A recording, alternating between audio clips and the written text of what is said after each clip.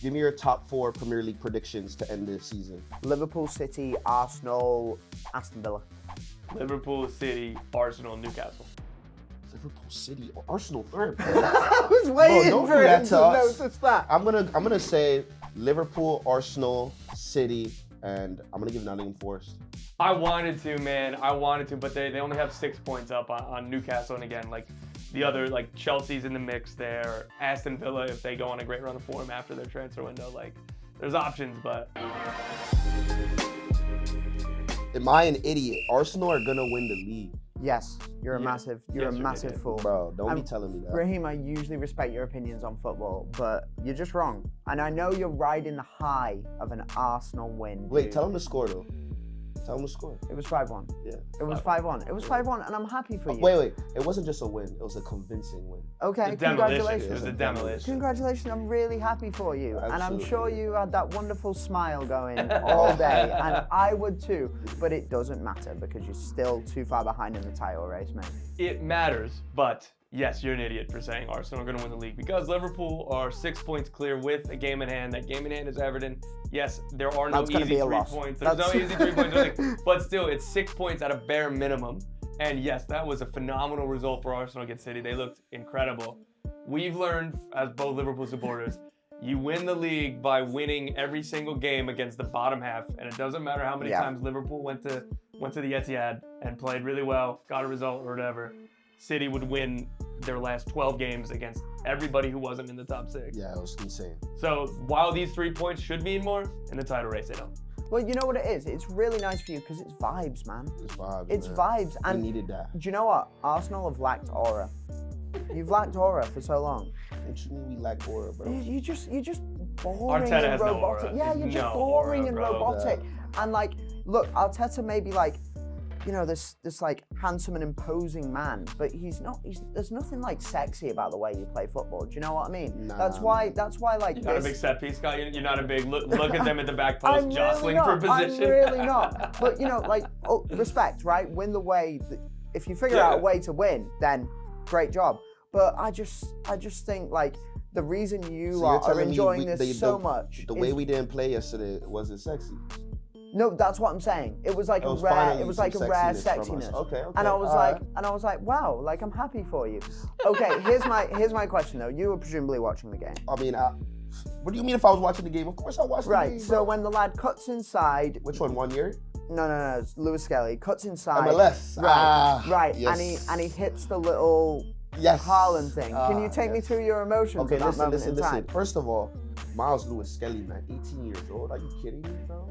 That dude's so fearless. imposing. Yo, He's fearless. That's what I love about him, bro. Fearless. That's what I love about him. The ball coming out the air, collecting it with outside of his left boot, driving in the midfield, getting fouled, getting back up. You know what I'm saying? Bodying Getting in Haaland. somebody's face. Doesn't matter if it's a center back who's got a foot and a half on him. Listen, he's in his face. There's no rice and peas can't compare against, you know, whatever they're eating in Norway. All that Norwegian fish has nothing to do with that, fam. You see Lewis Skelly, that strength. I love that. 18 years old. And he just cuts in with his left foot, right foot finish. Oh my goodness, fam. I was so excited, bro. I was screaming. I literally, you know, honestly, at that moment, I didn't even scream. I literally just laid down on my couch and just closed my eyes and went like this. I thought that he was gonna. This is what he was doing from his couch. Just went like this. And I was just like, yes, we got academy prospects. Not everybody could say that. Yeah, but like. I agree. And I feel bad that this is what you have to do is to move the conversation forward. That is all phenomenal. That was all great. 10 out of 10. Doesn't mean they're winning the league. Oh, I mean, you know what I'm saying? This is what I like. How he I like brings to it say back this. to the Look, original. I like to say this. We just reached February. Still a long way to go. Yeah. Yeah, it's fair. You know what I'm saying? You never know what can not happen. over. I'm not gonna sit here and say Arsenal's winning the league. Liverpool's You said not that. a strong team. Listen, no. Listen. Liverpool's an extremely strong side. Like, Okay. it's gonna be very difficult to catch up with them with 6 points to play.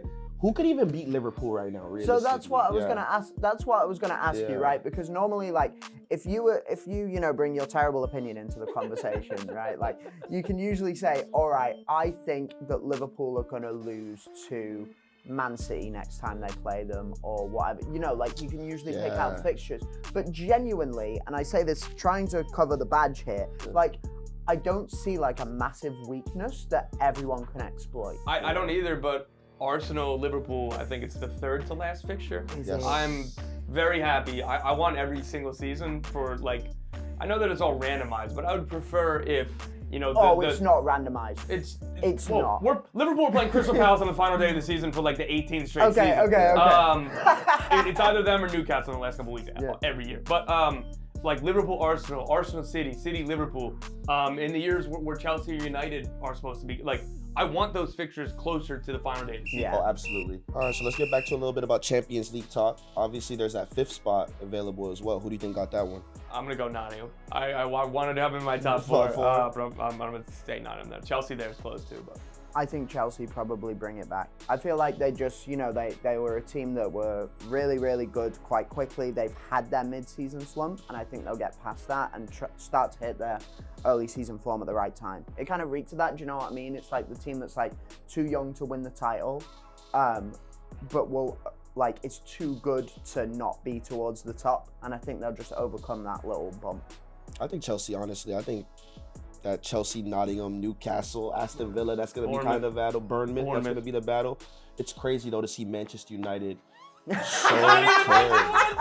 Like, bro, I can't believe, like, they're so bad. Like, and Tottenham too, man. And Tottenham too. No, to get blanked from Crystal Palace at Old Trafford, like, that's actually unreal. I don't even know where Manchester United goes from here at this point. So, you know, in 13 games, Amorim has taken Manchester United from 13th to 13th. Crazy. Symmetry, man. Symmetry, it's beautiful. What do you think that tells us? Do you think it's the team, or do you think it's him? Or it's the club? I think he's doing the right thing as a manager. I think he's sticking to his principles, man. You know, he's said, I'm going to play this system. Here are the players that I'm going to rotate in and out. Like, I mean, he still can't figure out who he wants to be as striker, right? Because he's pissed about with Haaland, Xerxes. Did he play Maino? He played Mainu as a false 9. He's played Bruno as a false 9. It's a bit of a mess in terms of that. That's just yeah. That's just already, yeah. But here's the thing, like, I don't want to defend Manchester United ever, but I think he's doing the right things. He's just in a terrible, terrible, terrible situation. And it looks like Lissandro could be out for a long time as well. I've seen that. What does that, ACL look like? It looked definitely looked like a long-term injury, and I think that's their fears. But I believe that Amorim, too, is doing the right thing. Their issue in the past had been short-term fix. This will be, okay, fire this manager and then give this manager money, and then, hey, immediately it's going to be there. And then the pressure builds if things aren't coming. I think this was the whole debate with Erik ten Hag in the summer of whether they were to fire him or not after he won the FA Cup. They ended up keeping him. Massive trophy. Ruben Amorim getting to have a preseason will be big. But for right now, you just need to understand that this isn't going to be a short-term fix. If it's actually going to work, like, there's no guarantee that it will. I want to say that as well, because he's not above criticism. What they're doing right now isn't above criticism. But the only way you find out for real is if you give him the leash and don't start pressuring him into doing short-term thinking. Yeah, I mean, that's kind of like a similar thing, right? Is that Man United need their banter era. You need to go through the banter era and the absolute pits so you can try and build something from it. I remember them days as an Arsenal fan, bro. Them lockdown days, we were trash.